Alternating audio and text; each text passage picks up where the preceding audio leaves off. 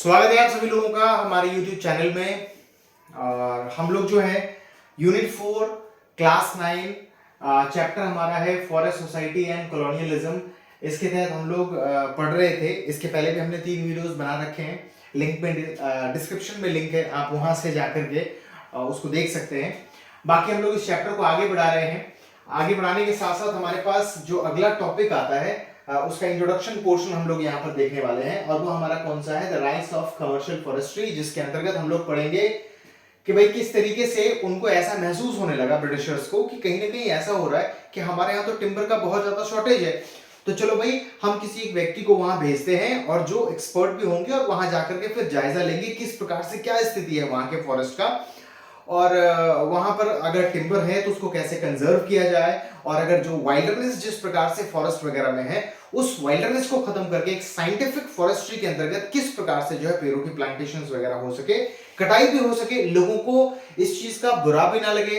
हम कुछ ऐसे रूल्स या कुछ भी ऐसे, मतलब क्योंकि वैसे भी जिन व्यक्ति का यहाँ पे जिक्र होने वाला है आज, जो डेट्रिच ब्रेंडिस है, इनका जो जिक्र होने वाला है, तो ये ऑलरेडी एक्सपर्ट थे इन सब चीजों के मामले में। वो किस प्रकार से उसको लागू करेंगे वो सारी चीजें हम यहाँ पे देखेंगे। और साथ ही साथ हम देखेंगे आईएफएस के बारे में, साथ ही साथ इंडियन फॉरेस्ट एक्ट 1865 के बारे में देखेंगे। उसके अलावा जो हम लोग साइंटिफिक फॉरेस्ट्री को भी समझेंगे, और कमर्शियल फॉरेस्ट्री जो है ऑलरेडी हम लोग पिछले वीडियो में डिस्कस कर चुके हैं, उसको भी यहाँ पर देखेंगे। चलिए कोई बात नहीं, बिना समय को वेस्ट किए हम लोग वीडियो को स्टार्ट करते हैं।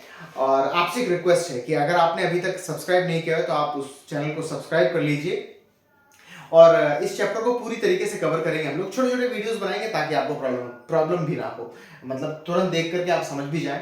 बहुत ओवरव्यू लेकर के चल रहे हैं, बुक जरूर निकाल करके रखिएगा। ओके, तो क्या है हमारे पास कि भाई the rights of commercial forestry. इसके पहले हम लोग पढ़े थे क्या चीज को लेकर के, डिफॉरेस्टेशन को लेकर के, रिस्पॉन्सिबल फैक्टर डिफॉरेस्टेशन को लेकर के। इसी को आगे बढ़ाते हुए हमारे पास क्या आता है, the rights of commercial forestry के अंतर्गत जो हमारे पास क्या आता है, कमर्शियल फॉरेस्ट्री। सबसे पहला हमारा टर्म होता है, क्या होता है कमर्शियल फॉरेस्ट्री। तो एक बार आपको हम जरा याद करवा दें कि पिछले वीडियोस में हमने आपको बताया था कमर्शियल फॉरेस्ट्री क्या होता है। जब कभी भी बड़े से एरिया में, बड़े से लैंड में प्रॉफिट मेकिंग ही सिर्फ मोटिव हो, और उसके अंतर्गत जो प्लांट्स वगैरह प्लांट किए जाते हैं या ट्रीज वगैरह प्लांट किए जाते हैं, तो वो क्या कहलाता है, कमर्शियल फॉरेस्ट्री के अंतर्गत आता है। अब बात करते हैं यहां पर कि आज जो हमारा चैप्टर है और चैप्टर के अंदर जो टॉपिक है वो किस चीज को लेकर के आगे बढ़ रहा है। तो आपको बता दें कि जिस प्रकार से हमने पढ़ा था कि भाई स्लीपर्स के लिए हमको टिम्बर चाहिए, नेवी वगैरह को लेकर के, मतलब ये 2 फैक्टर्स ऐसे थे जो बहुत ज्यादा मतलब इन्फ्लुएंशियल थे, या यूं कह सकते हैं बहुत ज्यादा जरूरी था। तो उसके तहत हमें टिम्बर चाहिए था। ब्रिटेन की अगर बात करें वहां पर भी टिम्बर वगैरह था, लेकिन उतनी मात्रा में नहीं थी जितनी मात्रा में हिंदुस्तान में उस समय में था। और साथ ही साथ यहाँ पर और भी बहुत सारे ऐसे जमीन थे जहां पर ये चीजें हो सकती थी। फेवरेबल क्लाइमेट यहाँ पर कुछ ज्यादा थे वहां के मुकाबले, तो यहाँ पर ये चीजें हो सकती थी।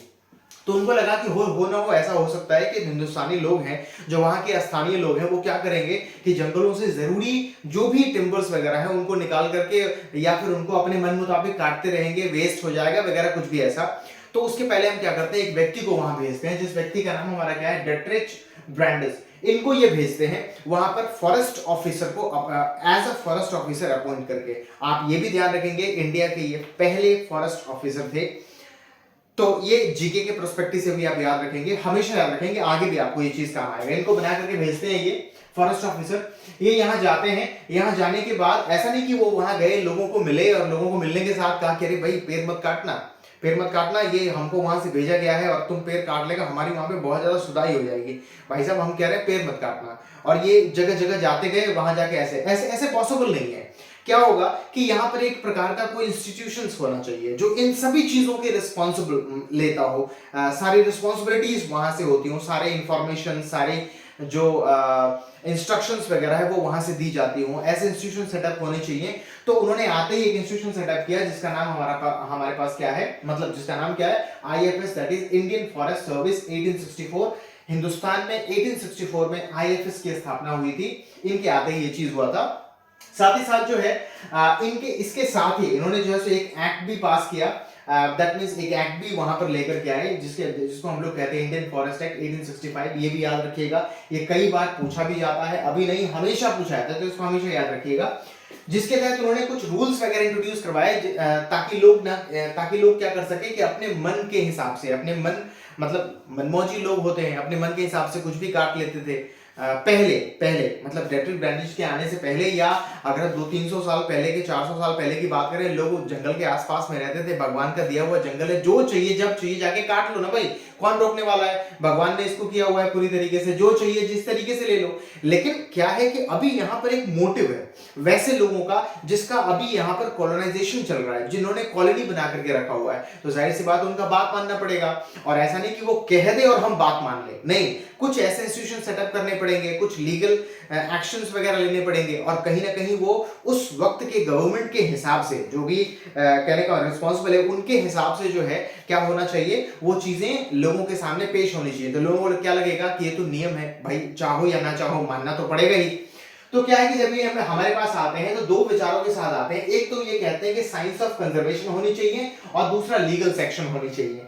तो अगर हम इस चीज को समझते हैं तो हमारे पास क्या आता है, जैसे देखिए, अगर साइंस ऑफ कंजर्वेशन की बात करें तो हमें समझाया क्या गया है कि timber production through conservation, felling of trees and grazing to be restricted. मतलब साइंस ऑफ कंजर्वेशन के तहत ये क्या कहते हैं कि किसी भी प्रकार का कोई भी ट्रीज वगैरह काटना वगैरह, इसको पूरी तरीके से रोका जाए, और साथ ही साथ यहाँ के जितने भी चरवाहे हैं या जो लोग यहाँ के आजू बाजू के या कहीं के भी रहने वाले हैं, वो बिना किसी तरीके से वो जंगलों में ना जाए अपने मवेशियों को चराने के लिए।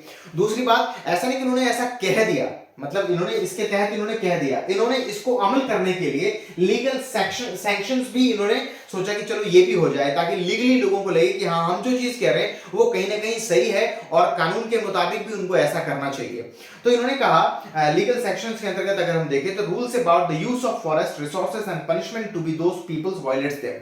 कहने का मतलब क्या है यहाँ पर कि जैसे देखिए कि अगर मान लीजिए कि हमने कह तो दिया कि साइंस ऑफ कंजर्वेशन के हिसाब से कोई भी व्यक्ति अपने मुताबिक जो है जंगल में जा नहीं सकता, ग्रेसिंग वगैरह नहीं करवा सकता, अपने मवेशियों को चराने के लिए परमिशन वगैरह चाहिए। अगर कोई ऐसा करता है, इसको नहीं मानता है, तो जाहिर सी बात है उनके पास उनके खिलाफ लीगल एक्शंस होने चाहिए। कि मतलब मान लीजिए कि हमने मना किया कि आप इस जंगल में नहीं जाएंगे अपने बकरियों भेड़ बकरियों को लेकर के। अब लोगों के पास, अब हिंदुस्तान उस समय थोड़ा सा गरीब ही था, ज्यादा, लेकिन जो गरीब तबके के लोग वगैरह थे तो बकरी वगैरह चराने के लिए लेके जाएंगे ना। आपके पास भी बकरी होगा, है नहीं? अगर नहीं है बकरी तो 2-4 बकरी खरीद लीजिए पालने के लिए भी या काट करके खाने वगैरह के लिए, अगर आप शौकीन है तो। वैसे हम तो नहीं खाते, आप अगर खाते तो खरीद लीजिएगा। तो कहने का मतलब क्या है कि लोग लेकर के नहीं जा सकते वहां पर, अगर गए तो बस उनको पकड़ के लेकर के आना है। तो वो मना किए थे ना भाई, क्यों चला गया उसमें?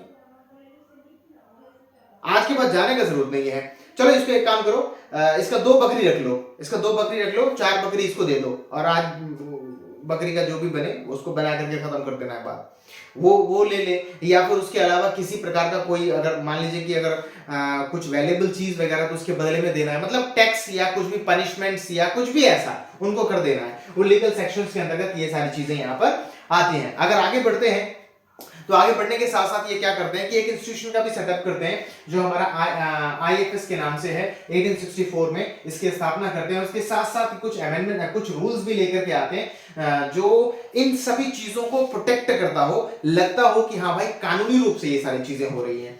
तो वो कौन सा है? हमारा इंडियन फॉरेस्ट एक्ट 1865। ये दोनों चीजों का आप याद रखिएगा। आईएफएस स्थापना हुई थी 1864 हमारे हिंदुस्तान में, और इंडियन फॉरेस्ट एक्ट जो कि 1865 में लागू हुआ था। अब अगर आगे बढ़ते हैं तो इसी के साथ साथ ऐसा नहीं कि इस टाइम पर जो इंडियन फॉरेस्ट एक्ट बन गया इसमें किसी प्रकार का बदलाव नहीं। देखिए कोई भी कानून वगैरह बनता है जब वो ग्राउंड लेवल पर आता है, ग्राउंड लेवल पर आने के बाद उसका क्या आफ्टर इफेक्ट होता है, पहली बार जब वो लगाया गया, लागू किया गया, तो उसके क्या मतलब रिजल्ट्स वगैरह आए, उसके अकॉर्डिंग कभी कभार क्या करना पड़ता है, कुछ चेंजेस वगैरह करने पड़ते हैं। तो इनमें भी अमेंडमेंट्स हुआ, चेंजेस यानी कि अमेंडमेंट्स। तो कब कब हुआ? 1878 एंड 1927। ये इसमें 2 बार अमेंडमेंट्स हुए, आगे भी हुए। तो ये 2 मेजर्स हैं। तो इसमें क्या होता है 1878 में ये क्या करते हैं कि फॉरेस्ट को डिवाइड करते हैं। मतलब जैसे ये जो हमारा एक्ट है इसके तहत इसके बाद जब अमेंडमेंट्स हुआ तो फॉरेस्ट को कुछ डिविजन्स में बांट दिया गया। कैसे कैसे डिविजन्स? एक हमारा रिजर्व, दूसरा प्रोटेक्टेड एंड तीसरा विलेज फॉरेस्ट। अब अगर बात करें रिजर्व फॉरेस्ट की तो ये उस प्रकार के फॉरेस्ट होते थे जिसमें क्या होता था, हम एक बार आपको बताते हैं जरा क्या होता था कि best forest village could not take anything from these forest even for their own use. मतलब भगवान का दिया हुआ जंगल है, भगवान का दिया हुआ जंगल, वही वेलकम वाली याद है, भगवान का दिया हुआ सब कुछ है, दौलत शौहरत इज्जत वगैरह ऐसा कुछ अगर आपने देखा है वेलकम फिल्म में, क्या छोड़िए इस बात को। तो कहने का मतलब क्या है कि भाई जो हमारा ये वाला जो रिजर्व फॉरेस्ट है इसके अंतर्गत वो फॉरेस्ट आते थे जिसमें लगभग बहुत फाइन क्वालिटी की टिम्बर्स वगैरह हुआ करती थी, जो बहुत ज्यादा जरूरी है स्लीपर्स और नेवी से संबंधित कंस्ट्रक्शंस वगैरह करने के लिए। तो ऐसे फॉरेस्ट को उन्होंने पूरी तरीके से रिजर्व कर दिया कि किसी भी प्रकार के कोई भी परमिशन के साथ कोई भी आदमी इसके अंदर नहीं जाएगा भाई, कुछ भी लाने नहीं जाएगा, मतलब जाना ही नहीं है, मतलब ना जाओ कोई दिक्कत नहीं है, हम जाने नहीं देंगे आपको। और ये सारी चीजें हो रही थी किसके तहत, आईएफएस के अंतर्गत हो रही थी और इंडियन फॉरेस्ट एक्ट 1865 के अंतर्गत ये सारी चीजें हो रही थी। और इसके बाद जो अमेंडमेंट्स हुआ था जिसमें रिजर्व फॉरेस्ट की एक कैटेगरी बनाई गई थी जो कि और ज्यादा इस चीज को क्या करते हैं, मतलब पकड़ बनाते हैं इस पर कि हाँ भाई अब लोगों को जाने नहीं देंगे। उसके बाद फॉरेस्ट की और भी कैटेगरीज थी, मतलब ऐसा नहीं कि हर जगह रिजर्व फॉरेस्ट ही कर दिया उन्होंने, किसी को जाने की जरूरत नहीं है। उन्होंने और भी कैटेगरीज क्या बनाई, प्रोटेक्टेड एंड विलेज फॉरेस्ट। इन दोनों फॉरेस्ट में क्या था, लोगों को जाने की आजादी थी, लेकिन ऐसे नहीं कि जब मर्जी तब चले जाओ, वो भी परमिशंस होने चाहिए।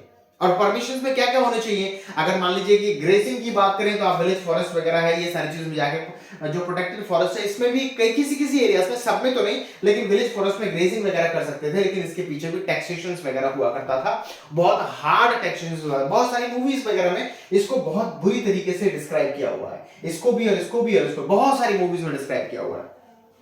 तो कहने का मतलब क्या है यहाँ पर कि भाई एक रिजर्व हो गया, दूसरा प्रोटेक्टेड हो गया, तीसरा हमारा विलेज फॉरेस्ट हो गया। रिजर्व वाले में क्या है कि लोग जा नहीं सकते, किसी भी प्रकार से लोग नहीं जा सकते। हमारा प्रोटेक्टेड और विलेज फॉरेस्ट की अगर बात करें जिसमें लोग जाएंगे वो भी बहुत इमरजेंसी केसेस में कुछ चीजों को लेने के लिए। अब जैसे अगर हम बात करें प्रोटेक्टेड फॉरेस्ट का, अगर कोई जड़ी बूटी वगैरह कुछ भी ऐसा कुछ लाने के लिए जाना है तो परमिशन लेना है बजाते अच्छी तरीके से।